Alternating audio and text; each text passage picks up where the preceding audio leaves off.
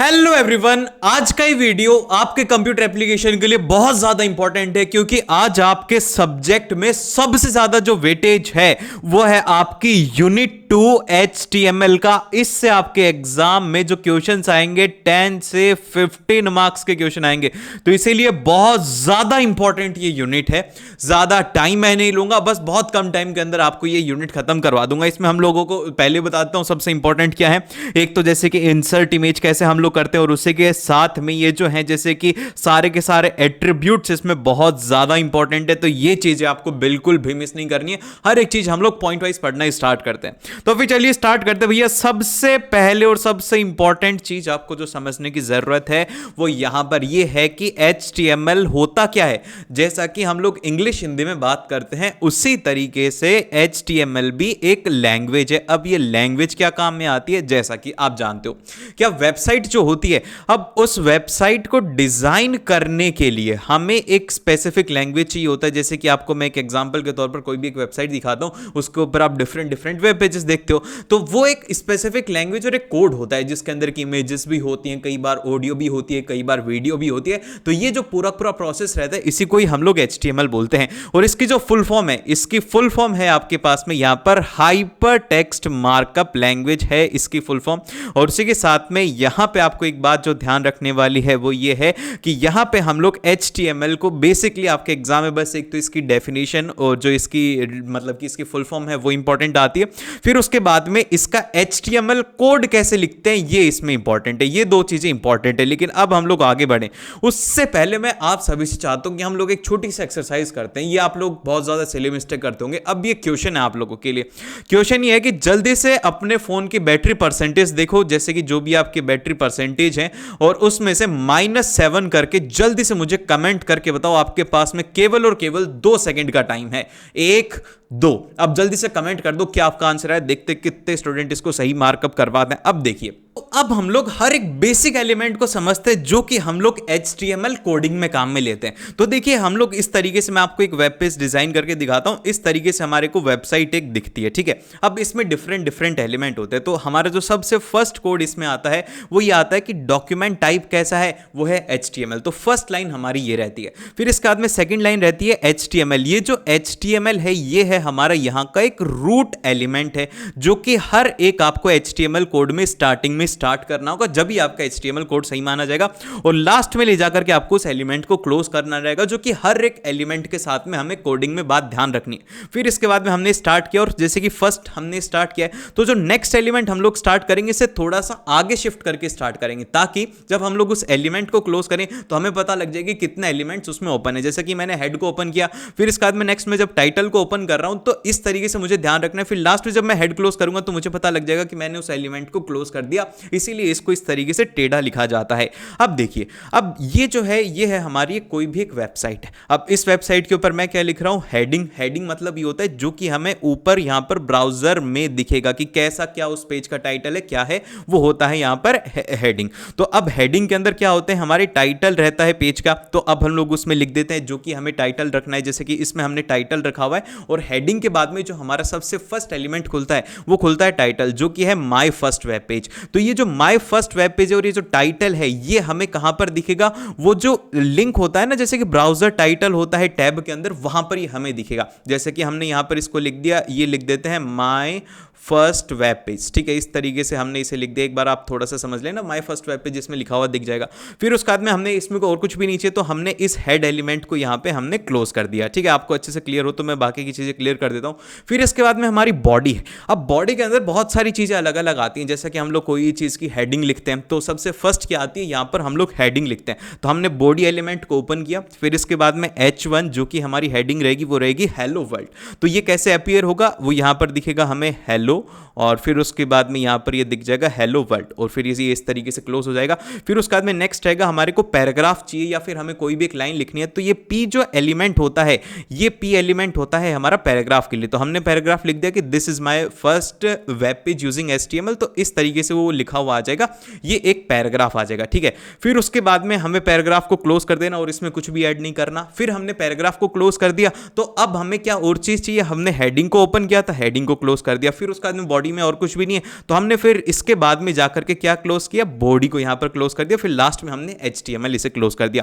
अब इन सभी की डेफिनेशन है, जैसा कि यहां पर बॉडी की डेफिनेशन, बॉडी जो एलिमेंट है इसकी डेफिनेशन क्या है कि that contains a content of the web page, की जो कि आपको वेब पेज के ऊपर दिखेगा वो बॉडी में आएगा। फिर उसके बाद में H1 मतलब होता है हेडिंग एलिमेंट, जहां पर के लार्जर टेक्स्ट साइज दिखती है, और P होता है एक पैराग्राफ एलिमेंट। ये बात आपको समझ में आनी चाहिए। फिर उसके बाद में नेक्स्ट आता है कि जब भी हम लोग कोई भी जो HTML फाइल होती है उसको हम लोग किस तरीके से सेव करते हैं, तो इसको हम लोग करते हैं सेव एज करके, कि नोटपैड में आपको जाना है और सेव एज पर क्लिक करना है और सेव एज टाइप के ऊपर आपको क्लिक कर देना है। फिर उसके बाद में किस तरीके से सेव होती है, ये सेव होती है टाइप index.html।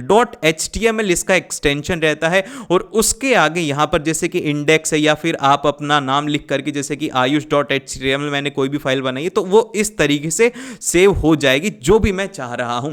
ये ध्यान रखना कि इसमें जो एक्सटेंशन आता है वो आता है .html, इसमें एक्सटेंशन आता है। अब इसके बाद में जो सबसे इंपॉर्टेंट चीज आती है वो आती है यहां पर अब इसके एट्रीब्यूट्स। अभी हमने यहां पर एक वेब पेज डिजाइन किया था, वेब पेज ऐसा थोड़ी होता है जैसा कि ये यहां पर ब्लैक कलर है। अब आपको पीछे ब्लैक कलर दिख रहा है, आपका मन है कि भैया मुझे ब्लैक नहीं, मुझे येलो यूज में लेना है, मैं कोई एक लिंक भी रखना चाहता हूं, जैसे कि मैंने यहां पर HTML एट्रीब्यूट्स रखा हुआ है, तो इसके ऊपर क्लिक करेंगे तो किसी और लिंक के ऊपर जाएंगे। और इसमें बहुत सारी चीजें होती है, जैसे कि मेन जो इंपॉर्टेंट है वो है कि आप टेक्स्ट कैसे ऐड करेंगे, इसका कलर कैसे चेंज करेंगे, बैकग्राउंड कैसे ऐड करेंगे और बैकग्राउंड कलर कैसे ऐड करेंगे। जैसे कि बैकग्राउंड जो रहता है इसमें हम लोग इमेजेस भी ऐड कर सकते हैं, और इसी के साथ में हम लोग उसमें लिंक कैसे ऐड करेंगे, फिर वी लिंक क्या होता है, ए लिंक क्या होता है, इनका कलर कैसे चेंज होता है, ये सारी की सारी चीजें इस एट्रीब्यूट में हम लोग सीखेंगे। तो सबसे पहले जो सबसे इंपॉर्टेंट एट्रीब्यूट आता है वो आता है हमारा टेक्स्ट एट्रीब्यूट। तो अब देखिए टेक्स्ट एट्रीब्यूट में क्या होता है, टेक्स्ट एट्रीब्यूट का जो पर्पस होता है वो ये होता है कि it is used to set the colour of the text on the page, कि हम लोग कैसा कलर चाह रहे हैं। जैसा कि अब ये जो कलर है ये व्हाइट है, तो ये मैंने कैसे सेट किया, इसके लिए मैंने क्या स्टार्ट किया, यहां पर मैंने लिखा स्टार्टिंग जो रहेगी वो रहेगी बॉडी, फिर उसके बाद में टेक्स्ट इज इक्वल टू यहां पे आएगा आपका ब्लैक कलर। अब देखिए ये पूरी पूरी कोडिंग हमारी जो है ये कंप्यूटर से ली हुई है, तो कंप्यूटर क्या होता है कलर को इस फॉर्म के अंदर समझता है #00। तो आपको एग्जाम में क्या लिखना है, आप एग्जाम में लिखेंगे, एग्जाम में आप लिखेंगे बॉडी, और यहां पर आपको टेक्स्ट का कलर कैसा चाहिए, जैसे कि टेक्स्ट का कलर आपको चाहिए यहां पर ब्लू, तो आप यहां पर लिख देंगे ब्लू। तो फिर इस तरीके से आपको ये रखना है, और आगे इसमें लिखा रहता है कि ब्लू टेक्स्ट कलर, ये समझाने के लिए होता है, और ये कंप्यूटर लैंग्वेज में इस तरीके से लिखा जाता है, तो आपको ये रखना है। फिर इसके बाद में जो नेक्स्ट है हमारा, इसी में हमारा जो नेक्स्ट एलिमेंट हमें दिख रहा है वो दिख रहा है हेडिंग, और उसमें आ रहा है हेलो वर्ल्ड, और उस हेडिंग को हमने क्लोज किया है। तो ये पर्पस होता है हमारे टेक्स्ट एट्रीब्यूट का, जब भी हमें कलर चेंज करना होता है टेक्स्ट का।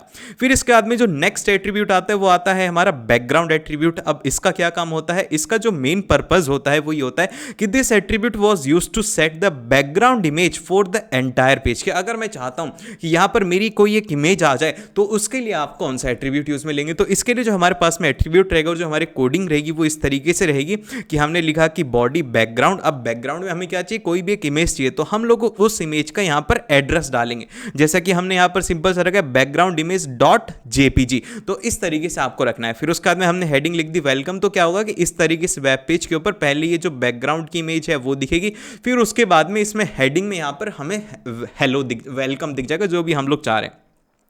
और फिर इसके बाद में आता है बैकग्राउंड कलर। अब जैसे कि आप यहां पर इस पीपीटी के अंदर देख रहे हो कि यहां पर आपको कैसा कलर दिख रहा है, यहां पर आपको कलर दिख रहा है ब्लैक, तो आप चाह रहे हो कि भैया मुझे इमेज नहीं लेनी, मुझे ब्लैक कलर चाहिए, तो इसके लिए कौन सा एट्रीब्यूट होता है, इसके लिए होता है बीजी कलर। तो इसको आप कैसे स्टार्ट करेंगे, बॉडी बीजी कलर, वो कैसा है वो लिखेंगे आप यहां पर जैसा भी चाहिए, जैसे कि आपको लाइट ग्रे बैकग्राउंड चाहिए तो आपने यहां पर लिखेंगे, इसकी जगह पर आपको क्या लिखना होगा, इसकी जगह पर आपको लिखना होगा लाइट ग्रे, या फिर आपको लाइट ग्रीन, जो भी कलर चाहिए वो आप यहां पर ऐड कर देंगे। अब एक सवाल यह आता है कि भैया जैसे कि मुझे तो टेक्स्ट भी चाहिए, तो आप यहीं पे ही जैसे कि हमने बॉडी बीजी कलर लिखा है, फिर उसके बाद में इसी के नेक्स्ट में आप टेक्स्ट को भी इस तरीके से डिफाइन कर सकते हो कि टेक्स्ट कैसा चाहिए, वो चाहिए ब्लू। तो अब इसमें होगा ये कि आपका यहां पर बॉडी कलर बीजी से क्या, बीजी कलर से क्या डिफाइन हो गया, आपका बैकग्राउंड कलर डिफाइन हो गया, और टेक्स्ट यहां पर ब्लू कलर से डिफाइन हो गया। तो सारे के सारे एलिमेंट एक साथ यूज में लिए जा सकते हैं।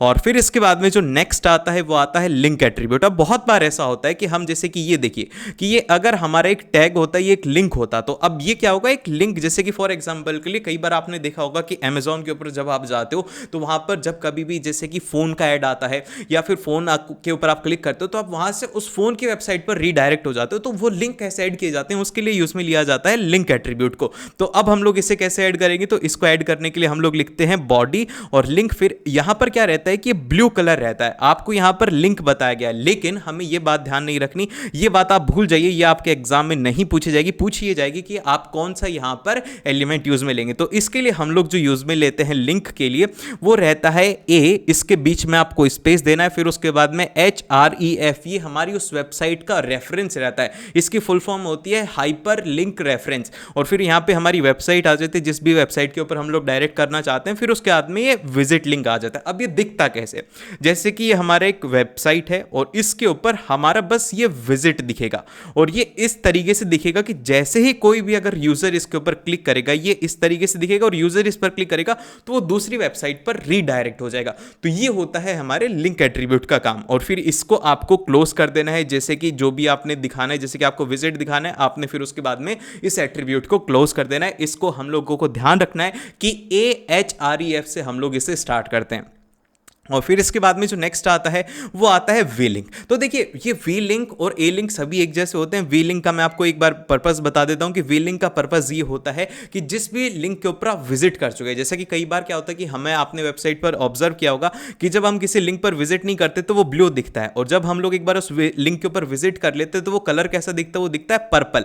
तो ये कैसे डिजाइन होता है, ये होता है वी लिंक की हेल्प से। अब ये एट्रीब्यूट हम लोग किस तरीके से काम में ले, जैसे कि हमने यहां पर लिखा बॉडी, फिर उसके बाद में वी लिंक। अब हमने वी लिंक का यहां पर कलर डिसाइड किया है, ये है #80080, ये क्या है, ये है कलर। तो हमने लिख दिया कि purple colour for the visited link, जो कि मैंने आपको अभी बताया कि ब्लू से पर्पल में कन्वर्ट हो जाता है। आप किसी भी वेबसाइट पे जाकर के एक बार करके देखना। और इसके लिए हम लोग क्या लिखेंगे, बस हमने यहां पर वी लिंक एलिमेंट लगाया कि वो कलर चेंज हो जाना चाहिए। फिर उसके बाद में वही हमारा जैसे कि ए लिंक रहेगा, जिस भी वेबसाइट के ऊपर हम लोग जाना चाहते हैं, फिर उस तरीके से वो क्लोज हो जाएगा। बस इसमें इसका कलर चेंज होता है। फिर इसके बाद में नेक्स्ट आता है ए लिंक। ए लिंक का मतलब ये होता है कि क्या वो लिंक एक्टिव है, और जो इनएक्टिव लिंक होते हैं उसको हम लोग अलग कलर से भी मार्क कर सकते हैं। जैसे कि फॉर एग्जांपल के लिए बहुत बार ये होता है कि हमने एक वेबसाइट के ऊपर 5 लिंक बना रखे हैं, A, B, C, और यहां पर ये जो हमारा लिंक D है ये काम नहीं कर रहा, तो हम लोग इसे इस तरीके से अलग कलर से मार्क कर सकते हैं। और A, B, C काम कर रहे हैं तो हमने इनको क्या किया है, रेड कलर से मार्क कर दिया है। तो ये क्या होगा, यूजर को पता लग जाएगा कि ये सारे के सारे एक्टिव लिंक हैं और ये जो D वाला है ये इनएक्टिव लिंक है। तो अब हमने इसी तरीके से इसकी स्टार्टिंग करेंगे। इसकी स्टार्टिंग इस तरीके से होगी कि बॉडी ए लिंक, और उसका कलर कैसा दिखना चाहिए, उसका कलर दिखना चाहिए रेड। तो रेड कलर दिखना चाहिए एक्टिव लिंक के लिए। तो हमने यहां पर पहले डिफाइन कर दिया ए लिंक के थ्रू कि उसका कलर कैसा दिखेगा। फिर उसके बाद में वही हमारा ए रेफरेंस के थ्रू हमने उसको लिखा और उसको क्लोज कर दिया, जो कि आपको ध्यान रखना है। फिर इसके बाद में जो नेक्स्ट आते हैं, जैसा कि अब आप लोगों को टेक्स्ट कलर के ये अल्टरनेटिव्स हैं, ये आपको ध्यान नहीं रखना है, ये CSS के लिए होते हैं। तो CSS के आपके एग्जाम में नहीं आएगा। CSS कोडिंग नेक्स्ट जो भी स्टूडेंट अपनी इंजीनियरिंग में फील्ड बनाना चाहते हैं उनके लिए आएगा। तो उसी के साथ में यार देखो कौन कौन ऐसा स्टूडेंट है जो कि क्लास 11th में जा करके इंजीनियर बनना चाहता है और एक सॉफ्टवेयर इंजीनियर बनना चाहता है, तो आपके लिए ए ऑप्शन है। और जो भी मेडिकल में फील्ड में लेकर के डॉक्टर बनना चाहता है उनके लिए हमारे पास में बी ऑप्शन है। और जो भी एक अच्छा CA बनना चाहता है उसके लिए हमारे पास में C ऑप्शन। और जो भी हमारे देश के अंदर IAS IPS बनना चाहता है उसके लिए हमारे पास में D ऑप्शन। और जो भी हमारे देश के अंदर PM या फिर CM बनना चाहता है उसके लिए हमारे पास में ऑप्शन नंबर स्टार है, मतलब स्टार है। देखो अब बहुत सारे लोग क्या करेंगे, उन्होंने ऑलरेडी अपनी स्ट्रीम डिसाइड कर ली एक दूसरे को देख करके, मैं तो डॉक्टर बनूंगा, इंजीनियर बनूंगा, लेकिन रियलिटी में अपने हुनर को पहचानो कि आप क्या कर सकते हो। ये जो स्ट्रीम होती है ना, ये आपके हुनर के लिए होते हैं कि आप क्या चीज़ कर सकते हो। तो इसलिए सोच समझ के अपनी स्ट्रीम सेलेक्ट करना। तो पेपर हो जाए उसके बाद में एक वीडियो आएगी तो उस वीडियो को ज़रूर से देखना, ठीक है। अब इसके बाद में ये चीज़ें हमें ध्यान नहीं रखनी है, हमारे एग्जाम में ये नहीं आएगा CSS वगैरह। अब जो इंपॉर्टेंट एलिमेंट्स आएंगे जैसा कि ब्रेक आ गया, हॉरिजॉन्टल लाइन हो गया, या फिर हमें कमेंट इंसर्ट करना है, H1 से लेकर के H6 की हेडिंग है, ये एग्जाम में पूछी जाती है। सबसे पहले ये जो हमारा BR टैग होता है जो कि हमें लाइन ब्रेक करना होता है, इसका पर्पस क्या होता है कि it is used to insert a line break in a text and moving the content that follows it in a next line. और ये क्या होता है, this is useful for formatting within a paragraph phases और creating between gap between line. मतलब ये हुआ कि सिंपल सा आप ये समझो कि कई बार जैसे कि पैराग्राफ चल रही है, यहां तक पैराग्राफ चला, अब मुझे इसकी जगह पर इसको यहां से स्टार्ट करना है, तो इसके लिए मैं जो टैग काम में लेता हूं वो लेता हूं BR, ताकि वो पैराग्राफ की फॉर्म में थोड़ा अच्छा दिखे। तो अब इसको हम लोग कैसे स्टार्ट करेंगे, इसका एग्जांपल है हमारे पास में पैराग्राफ हमने स्टार्ट किया कि this is a first line, फिर उसके बाद में मुझे इतना ही चाहिए फर्स्ट लाइन के अंदर, फिर ये सेकंड लाइन से स्टार्ट हो, तो यहां पर मैं BR टैग को काम में लूंगा। BR टैग मैंने ओपन किया, फिर उसके बाद में दिस इज सेकंड लाइन, फिर हमने पैराग्राफ को क्लोज कर दिया। तो ये किस तरीके से दिखेगा, ये इस तरीके से दिखेगा कि दिस इज और ये फर्स्ट लाइन, फिर उसके बाद में जो सेकंड इसमें रहेगा वो रहेगा इसके लाइन ब्रेक होने के बाद में दिस इज सेकंड लाइन। तो इस तरीके से रहेगा, एक लाइन के अंदर नहीं रहेगा। हमें अगर कोई भी लाइन ब्रेक करनी है तो उसके लिए हमें BR टैग काम में लेना है। फिर उसके बाद में नेक्स्ट आता है HR टैग। HR टैग का मतलब ये होता है कि जब भी हमें एक हॉरिजॉन्टल लाइन क्रिएट करनी होती है across the width of page, it is used to separate the content indicating a thematic. जैसे कि बहुत बार ये होता है कि आपको इस तरीके से एक वेब पेज है, उसमें हम यहां पर लिखना चाह रहे हैं इंजीनियर्स के बारे में, और इधर हम लोग लिखना चाह रहे हैं डॉक्टर्स के बारे में कि क्लास 12th के बाद में आप नीट लेंगे, जेई लेंगे। तो मैं चाह रहा हूं कि बस इस पेज की इतनी विड्थ तक हो, मतलब कि इसके 50 पिक्सल्स तक ये रहे, और फिर उसके बाद में ये जो नेक्स्ट 100 पिक्सल्स हैं ये डॉक्टर के लिए रहे। तो ये जो होता है इसके लिए हम लोग लेते हैं हॉरिजॉन्टल लाइन को। अब हम इसे कैसे लिखेंगे, इसे हम लोग लिखते हैं यहां पे इस तरीके से। जैसा कि हमने यहाँ पर स्टार्ट किया, हमारी हेडिंग लिखी, हमने हेडिंग लिखी सेक्शन 1, फिर उसके बाद में इसे क्लोज किया, फिर उसके बाद में पैराग्राफ स्टार्ट किया this is some content for section 1, और फिर इसके बाद में सेकंड हमने सेक्शन 2 लिखा जो कि हेडिंग आ जाएगी। जैसे कि यहाँ पर इंजीनियर था तो यहाँ पर क्या आ जाएगा सेक्शन 1, यहाँ पर आ जाएगा सेक्शन 2, फिर उसके बाद में this is some content for section 2। तो हमने इस तरीके से इसको क्लोज कर दिया है P से। तो आपको ये बात ध्यान रखनी है कि यहाँ पर हमारी जो हॉरिजॉन्टल लाइन है वो कहाँ से स्टार्ट हो रही है। ये हॉरिजॉन्टल लाइन वाला जो एलिमेंट है वो HR से स्टार्ट हो रहा है, तो इस बात को आपको ध्यान रखना है। और फिर इसके बाद में जो नेक्स्ट आता है, जैसा कि बहुत बार ये होता है कि आपको नीचे कमेंट सेक्शन का ऑप्शन मिल रहा है, अगर आपको कमेंट दिख रही हैं तो आप लोग मुझे जल्दी से यहां पर कमेंट करके बताइए कि आपका नाम क्या है, आप कौन हैं। मैंने पिछली बार एक वीडियो के अंदर तुम्हें चुन्नू मुन्नू बोल दिया था यार, तुम इतना गुस्सा करोगे इस बात के ऊपर, कोई बात नहीं। ये इस तरीके से आप कमेंट वाला सेक्शन कैसे ऐड कर सकते हो, यूट्यूब ने कैसे ऐड किया है उसे हम लोग एक बार देख लेते हैं। जैसा कि यहां पर इसका मतलब ये होता है कि कमेंट ऐड करने का मतलब ये होता है कि ऐड अ नोट और explanation with in your HTML document. अब HTML कोड में कमेंट ऐड करने का मतलब ये है कि जैसे कि आपने कोड लिख दिया और फिर उसके बाद में आपको वो चीज बतानी है कि ये क्या है। जैसा कि हमारे इस कोड के अंदर भी जस्ट पहले यहां पर आया था, जैसा कि मैं आपको दिखाता हूं हमारा कोड कहां गया भैया।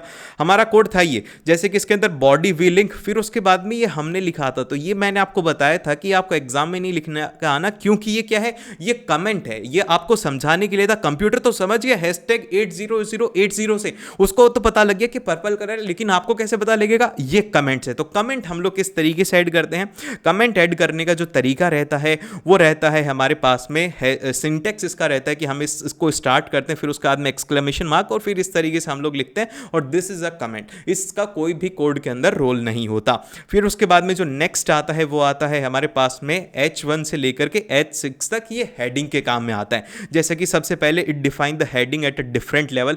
यहां पर जो H1 वाली हेडिंग होती है ये हाईएस्ट होती है और मोस्ट इंपॉर्टेंट होती है, और फिर उसके बाद में H6 जो होती है ये सबसे लोवेस्ट होती है। जैसा कि आपने देखा होगा हमारा जब डॉक्यूमेंट स्टार्ट हो रहा था तो यहां पर इसमें लिखा हुआ था यूनिट 2, ठीक है। तो वो क्या था, सबसे पहले ये हम लोग बोल देंगे कि ये थी हमारी हेडिंग 1, फिर उसके बाद में हमने उसे क्लोज कर दिया इस तरीके से। फिर उसके बाद में हमने एक हेडिंग स्टार्ट किया था, जैसे कि जितनी भी हेडिंग आ रही है हमने सबसे पहले पढ़े थे HTML टैग, तो वो यहाँ पर इस तरीके से आते जा रहे हैं। मतलब जैसे कि फर्स्ट में HTML टैग है, फिर उसके बाद में उसकी सब हेडिंग, तो इस तरीके से इसमें 6 लेवल होते हैं, और सबसे बड़ा लेवल होता है H1 और सबसे छोटा लेवल होता है यहाँ पर H6। तो अब ये आपके पास में एग्जांपल कुछ गिवन है, जैसे कि आपने हेडिंग स्टार्ट किया, मेन हेडिंग हो गया, फिर उसके बाद में सेकंड सब हेडिंग लेवल 1 के ऊपर आके H2, फिर इसी तरीके से H3, H5, H6 तक आप आपकी जैसी इच्छा हो वैसा आप इसमें रख सकते हो। फिर इसके बाद में नेक्स्ट आता है कि अगर हम लोग इन सभी चीज़ों को एक साथ लिखते हैं एक डॉक्यूमेंट के अंदर, तो इस तरीके का कोड हमें दिखता है, जिसमें कि सबसे पहले डॉक्यूमेंट टाइप HTML से हमने स्टार्ट किया, हेड आया कि ये एक एग्जाम्पल पेज है, तो ये कहाँ पर दिखेगा, ये सबसे ऊपर ही ऊपर हेडिंग के अंदर दिखेगा, ये दिखेगा यहां पर एग्जांपल। और फिर इसके बाद में welcome to my web page और this is an introduction paragraph. फिर उसके बाद में हमने BR डाला है, BR का मतलब कि हमने इस लाइन को यहां पर ब्रेक कर दिया। और एक बात आपको ध्यान रखनी है कि ये जो हमारे एलिमेंट है, जैसे कि ये BR हो गया, HR हो गया, ये जो एलिमेंट हैं ये क्लोज नहीं होते हैं। जैसा कि आप एग्जाम में जाकर के गलती मत कर देना कि भैया ने तो बोला था कि हर एक एलिमेंट जो ओपन होगा वो क्लोज होगा, लेकिन इन दोनों केसेस के अंदर ऐसा नहीं होता, हॉरिजॉन्टल और वर्टिकल लाइन में ये नहीं होता। ये लिंक के लिए होगा, ये पैराग्राफ के लिए होगा, लेकिन सभी में क्लोज होगा, लेकिन इन दोनों में आपको बातें ध्यान रखनी है।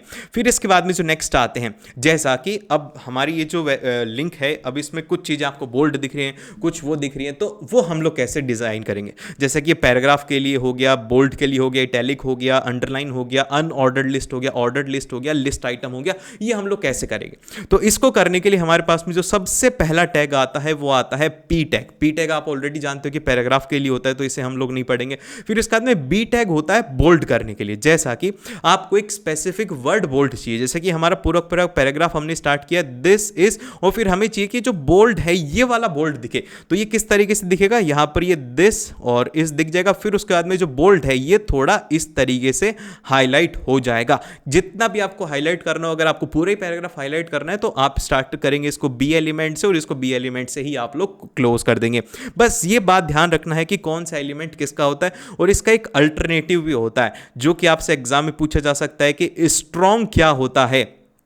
ये जो बोल्ड का अल्टरनेटिव होता है, ये जो बोल्ड होता है इसका अल्टरनेटिव हमारे पास में जो टैग रहता है वो रहता है यहाँ पर स्ट्रॉन्ग। देन फिर इसके बाद में जो नेक्स्ट आता है इटैलिक करने के लिए। इटैलिक करने के लिए भी सिंपल सा ये है कि हमने पूरा पैराग्राफ लिखा और हमें ये इटैलिक चाहिए, तो हम लोग इसको आई टैग से स्टार्ट कर देंगे। बस ये इंपॉर्टेंट है कि आप किससे स्टार्ट करते हो और आप इसको किससे क्लोज करते हो, वो बहुत ज़्यादा ज़रूरी है। फिर इसी तरीके से आपको जो भी चीज़ें अंडरलाइन करनी है उसके लिए आप अंडरलाइन एलिमेंट को स्टार्ट करेंगे, और फिर इसके बाद में आप इसे यहाँ पर ऐसे क्लोज कर देंगे। और ये यहाँ पर ही मेरा यू है, थोड़ा मैं स्टाइल में लिख रहा हूं, लेकिन आप इसे समझ सकते हो जैसे कि दिस इज अंडरलाइन। तो यहां पर ये जो हमारी वेब पेज के ऊपर दिखेगा वो इस तरीके से दिखेगा कि यहां पे आ जाएगा दिस, और मेरी हैंडराइटिंग थोड़ी खराब है भैया, तो थोड़ा समझने की कोशिश करिएगा, लेकिन आपको चीज़ें समझ में आ रही हैं तो आपको ये अच्छे तरीके से चीज़ें याद हो जाएंगी। अब इसके बाद में आता है, जैसे कि आपने ये चीज़ देखी होगी, हमारी ये जो पीडीएफ चल रही है इसमें जैसे कि 1 आ रहा है, 2 आ रहा है, 3 आ रहा है, 4 आ रहा है, ये इस तरीके से लाइन में आ रहे हैं, जैसे कि ऑर्डर के अंदर है,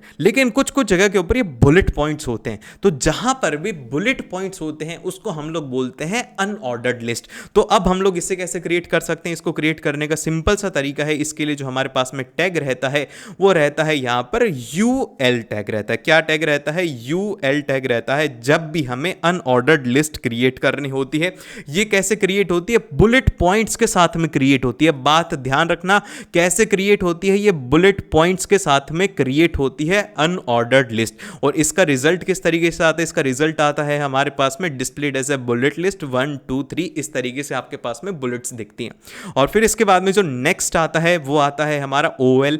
ओएल का मतलब ये होता है कि ऑर्डर्ड लिस्ट की। अब आप ये चाहते हो कि भैया मुझे तो 1 2 3 की फॉर्म में चाहिए, तो उसके लिए क्या काम मिलेंगे, हम लोग इसे ही काम मिलेंगे। हम स्टार्ट करेंगे इसको ओएल एलिमेंट से, फिर जो भी हमें चाहिए, जैसे कि फर्स्ट एलिमेंट चाहिए तो हमारी लाइन हमने स्टार्ट किया एल आई, ठीक है, हमने इसको स्टार्ट किया, और फिर उसके बाद में फर्स्ट एलिमेंट लिखा, फिर उसके बाद में हमने एल आई से नया एलिमेंट लिखा, सेकंड एलिमेंट लिखा। तो इसका रिजल्ट कैसा आएगा, इसका जो रिजल्ट आएगा वो आ जाएगा first item, second item, third item, इस तरीके से काउंटिंग आपको दिखने लग जाएगी आपके वेब पेज के ऊपर। और फिर इसके बाद में जो एल आई टैग होता है, इस एल आई टैग का काम क्या होता है, ये जो हमारी लिस्ट के अंदर आइटम्स होते हैं उनको डिफाइन करने का काम करता है। जैसे कि हमने स्टार्ट तो करते हैं, लेकिन हमें वो जो एलिमेंट्स चाहिए, जितने भी आपको एलिमेंट्स चाहिए वो आप इसमें एलिमेंट ऐड करते जाइए। जैसे कि आपको एप्पल चाहिए, बनाना चाहिए, चेरी चाहिए, तो ये किससे डिफाइन करेंगे, ये करेंगे आप एल आई टैग से, ठीक है। तो ये क्या होता है, हमारे लिस्ट आइटम के लिए होता है। देन फिर इसके बाद में जो नेक्स्ट आता है वो आता है हमारे पास में नेक्स्ट की, अगर हम लोग सभी को एक साथ लिख देते हैं, जैसे कि हमने पूरा एक HTML कोड लिखा है जिसके अंदर की सबसे पहले HTML, फिर उसके बाद में हेडिंग, टेक्स्ट फॉर्मेटिंग, एग्जांपल हो गया, और ये हमारा पैराग्राफ हो गया। पैराग्राफ हमने क्लोज कर दिया। अब इसमें हमने क्या किया, सारे के सारे एलिमेंट्स को यूज करने की कोशिश की है। जैसे कि this paragraph contains some bold, तो हमने बोल्ड के लिए बी से स्टार्ट किया। फिर उसके बाद में यहाँ पर हमें इटैलिक चाहिए तो हमने इटैलिक के लिए स्टार्ट किया। फिर टेक्स्ट भी सिंपल है, जितना हम लोग लेंगे उतना ही आएगा, पूरा नहीं आएगा। फिर अंडरलाइन में हमने काम में ले लिया। फिर उसके बाद में हमने अनऑर्डर्ड लिस्ट को स्टार्ट किया। अनऑर्डर्ड लिस्ट को हमने कैसे स्टार्ट किया है, हेडिंग लेवल 2 के साथ में।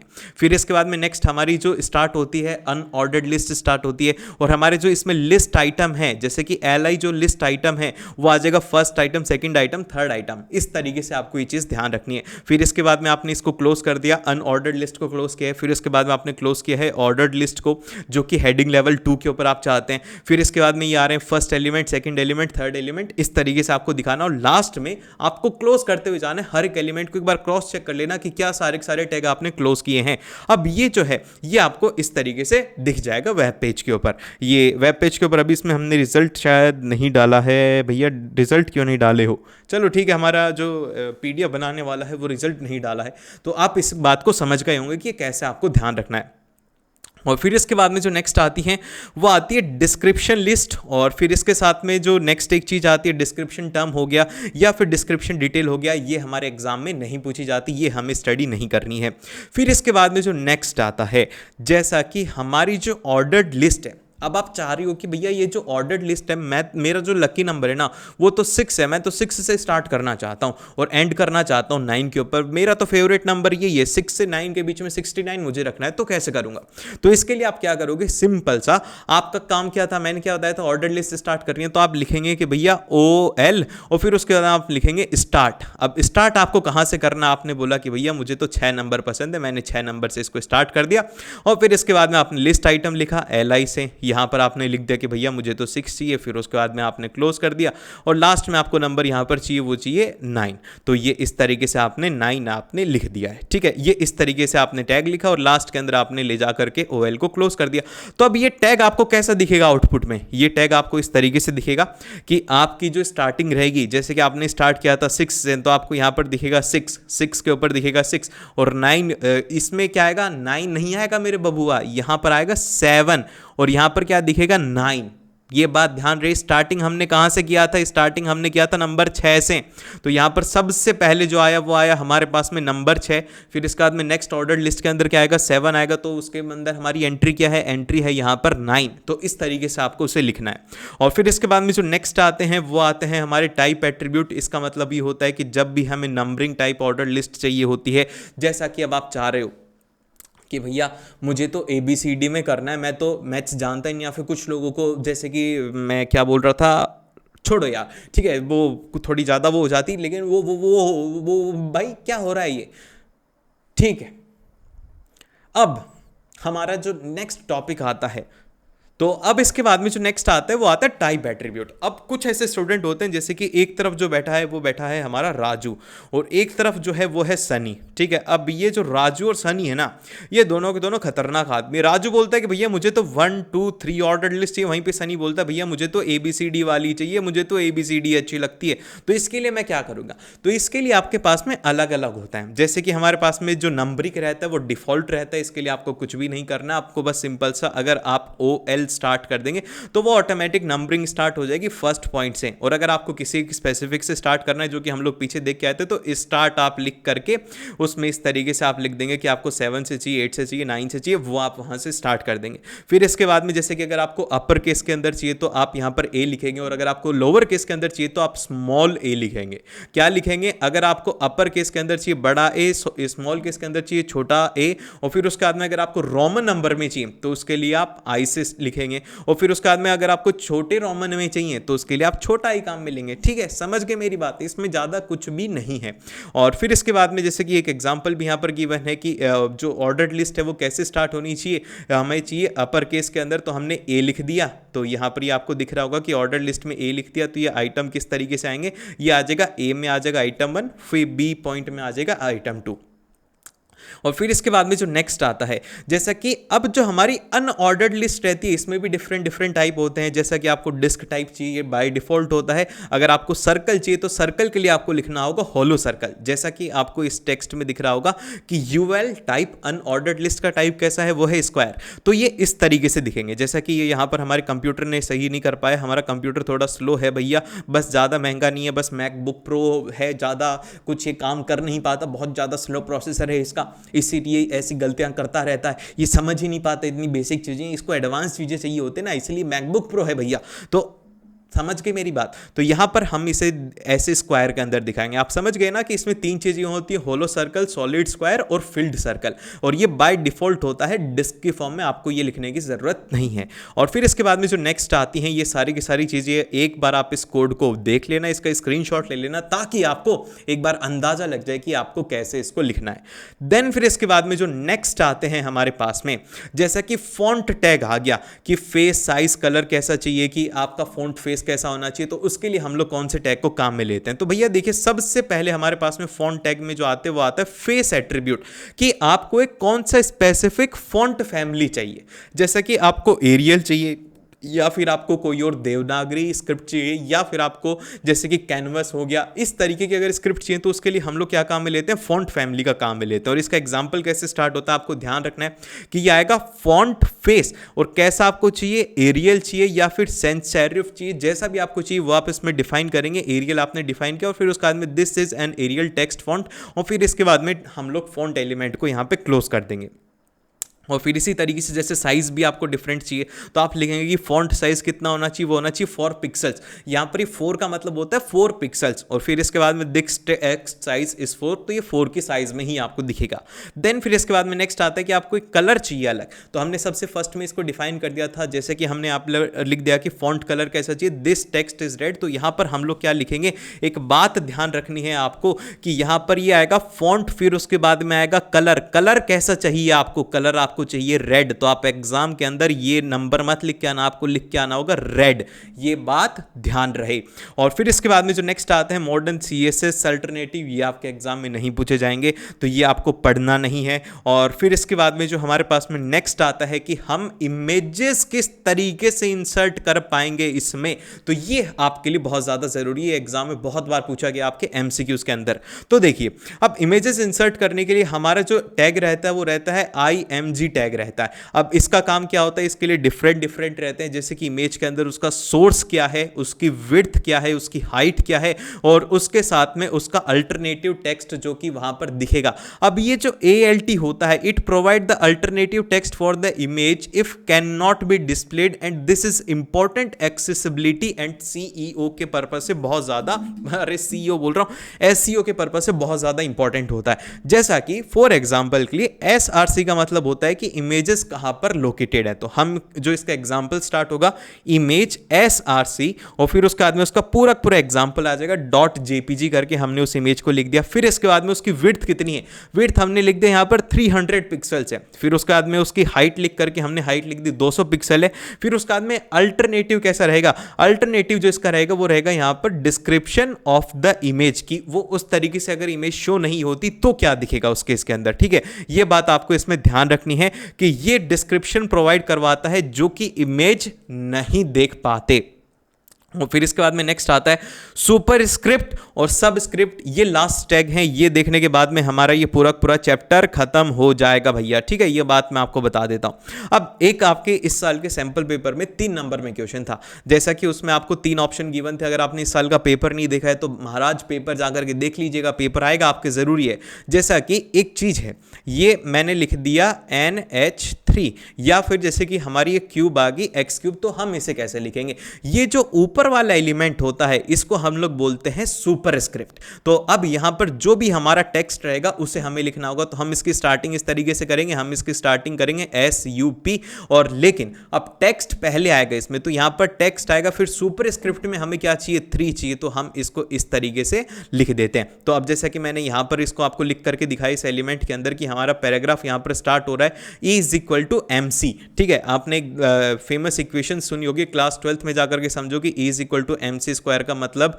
क्या होता है। तो यहां पर हमारा जो टेक्स्ट है ये पूरा एक टेक्स्ट है, इसमें कंफ्यूज मत होना, एग्जामिनर कंफ्यूज करेगा, वो बोलेगा A+C+B का होल क्यूब बताओ, तो आपको पूरा एक टेक्स्ट समझना है। तो हमने सिंपल से इसमें पूरा एक टेक्स्ट लिखा है E = MC। फिर इसके बाद में हमें ये जो 2 है ये कैसा चाहिए, ये चाहिए ऊपर, तो जो भी ऊपर चाहिए, ऊपर मतलब सुपर, तो सुपर के लिए हम लोग क्या लिखेंगे, सुपर, और 3 के साथ में हमने उसे लिख दिया, या फिर सुपर 2 के साथ में हमने इसे स्टार्ट किया। और फिर इसके बाद में जो नेक्स्ट आता है सबस्क्रिप्ट, तो भैया देखो सबस्क्रिप्ट के लिए हम लोग क्या करेंगे, जैसा कि आपने ये देखा, अब भैया यहां पर ये 2 नीचे आ गया, तो अब इसके लिए हम लोग सबस्क्रिप्ट काम में लेते हैं। तो उसके लिए क्या करोगे, पैराग्राफ स्टार्ट किया, H स्टार्ट किया, और सबस्क्रिप्ट आपने लगाया SUB से स्टार्ट होता है, SUB से यहां पर ये स्टार्ट होता है, और फिर उसके बाद में SUB टैग से आप इसको क्लोज कर देंगे, तो ये कैसा दिखेगा आपको, X2 फॉर्म में ये दिखने वाला है। और फिर इसके बाद में जो नेक्स्ट आते हैं हमारे पास में, सभी के सभी हमने एलिमेंट्स को यहां पर ऐड कर दिया है, और ये इस तरीके से आपको इसमें दिखेगा। इसके बाद में एक और इंपॉर्टेंट टॉपिक है जो कि आपके एग्जाम में पूछा जाता है, वो आता है कि आपको टेबल कैसे क्रिएट कर सकते हो टैग्स की काम में लेकर के। जैसा कि इस साल के सैंपल पेपर में ये एक क्वेश्चन आया था, इसको आप कैसे सॉल्व करेंगे ये बस आप एक बार समझ लीजिए। तो इसके लिए आपको बेसिक टेबल स्ट्रक्चर पता होना चाहिए। जैसे कि टेबल जो एलिमेंट होता है ये टेबल डिफाइन करता है, ऑटोमेटिकली टेबल आने लग जाती है। फिर इसके बाद में यहाँ पर जो टीआर है ये रो को डिफाइन करता है। और एक बात आपको ध्यान रखनी है कि इधर से इधर जब हम लोग जाते हैं तो ये रो होती है, और रो का मतलब ये होता है हमारी जो भी टेबल रहेगी, जैसे कि ये इस तरीके से एक टेबल है हमारी, तो हम जब भी इसको डिफाइन करेंगे तो इस रो में सबसे पहले एक इस एलिमेंट को इन तीनों को डिफाइन करेंगे एक साथ, रो को डिफाइन करेंगे, कॉलम को डिफाइन नहीं किया जाता। फिर इसके बाद में जो टीएच होता है ये बात ध्यान रखनी है, टीएच का मतलब ये होता है कि हमारी जो उस मतलब कि रो है उसमें हेडर कैसा दिखेगा। जैसा कि मैं आपको अभी एक एग्जांपल दिखाता हूं इस वाली टेबल का, तो इसमें जो फर्स्ट वाली एलिमेंट है इसमें जितने भी एलिमेंट्स आएंगे ये कैसे हैं, ये है हेडर। तो इसके लिए हम लोग टीएच एलिमेंट को काम में लेते हैं इसमें एंट्री डालने के लिए। फिर इसके बाद में नेक्स्ट आता है टीडी। टीडी का मतलब ये होता है कि हमारी जो भी डेटा सेल है उसमें हम लोग कैसे वैल्यूज को ऐड करते हैं। हम लोग एक बार जल्दी से इसी एग्जांपल को समझने की कोशिश करते हैं कि आप इसे कैसे सॉल्व करेंगे। तो देखिए सबसे पहले आपको ऊपर ही ऊपर यहां पर हेडिंग दिख रही होगी, तो आप क्या करेंगे, सबसे पहला जो हमारा कोड रहेगा वो ये रहेगा कि हमने HTML स्टार्ट किया, हेड स्टार्ट किया, टाइटल लिखा, टाइटल बंद किया, फिर हेडिंग स्टार्ट की। सबसे इंपॉर्टेंट है टेबल, तो हमने टेबल एट्रीब्यूट को स्टार्ट किया। और जो भी आपको गिवन है क्वेश्चन में, जैसे कि इसमें हमें क्या गिवन है कि टेबल का बॉर्डर होना चाहिए 2, हाइट होनी चाहिए 100, विड्थ होनी चाहिए 300। तो आपको तीनों के तीनों एक ही लाइन में लिख देने कि बॉर्डर हो गया यहाँ पर 2, हाइट हो गई 100, फिर उसके बाद में विड्थ 300, और सेल पैडिंग आपको जो भी गिवन है वो आपको सबसे फर्स्ट उसमें एंट्री कर देनी है। फिर इसके बाद में जो सेकंड है कि ये जो है ये बोल्ड में हमें चाहिए, तो इसके लिए हम लोग जो एलिमेंट काम में लेंगे वो एलिमेंट हम लोग काम में लेंगे यहाँ पर टीएच। और यहाँ पर एक एलिमेंट होता है, जैसा कि आप यहाँ पर देखेंगे कि नीचे तो सभी के अंदर 3-3 एंट्री हैं, जैसे कि 1, 2, 3 रो के अंदर 3 कॉलम की एंट्री है, लेकिन ऊपर क्या है, ऊपर तो केवल और केवल एक ही एंट्री है। तो अब हम लोग इसे स्टार्ट करेंगे कि जैसे कि कॉलम स्पेन हमें 3 को एक साथ मर्ज करना है, तो इसके लिए हमने कॉलम स्पेन को काम में लिया। फिर उसके बाद में हमें कैसा चाहिए, अलाइनमेंट कैसा चाहिए, अलाइनमेंट चाहिए हमें सेंटर में, तो हमने सेंटर में लिखा। फिर उसकी वैल्यू आ गई यहाँ पर एम्प्लॉय, फिर टेबल, फिर हमने इस टीएच एलिमेंट को क्लोज कर दिया। और फिर इसके बाद में नेक्स्ट आती है हमारी जैसे कि सेकंड रो। तो अब सेकंड रो में जब आप देखेंगे तो ये जितने भी एलिमेंट्स हैं ये कैसे हैं, बोल्ड के अंदर। तो हमने इसको एज अ हेडिंग में नी रो को स्टार्ट किया, टीएच करके हमने एम्प्लॉय आईडी लिखा, फिर एम्प्लॉय नेम लिखा, ये सारे के सारे हेडिंग में। फिर इसको हमने क्लोज कर दिया। फिर इसके बाद में जो नेक्स्ट रो है इसके अंदर इनके नंबर्स हैं, तो हमने इस तरीके से लिखा यहाँ पर TR और TD1 जो कि नॉर्मल एक सेल की एंट्री होती है। फिर इसी तरीके से TD करके हमने इस तरीके से इसकी पूरी पूरी एंट्री करी। तो आपने इस वीडियो को अगर यहां तक देखा है तो एक बार जल्दी से मुझे कमेंट में लिख करके बता दीजिएगा द एंड, और मिलते हैं आपसे नेक्स्ट वीडियो में। All the best.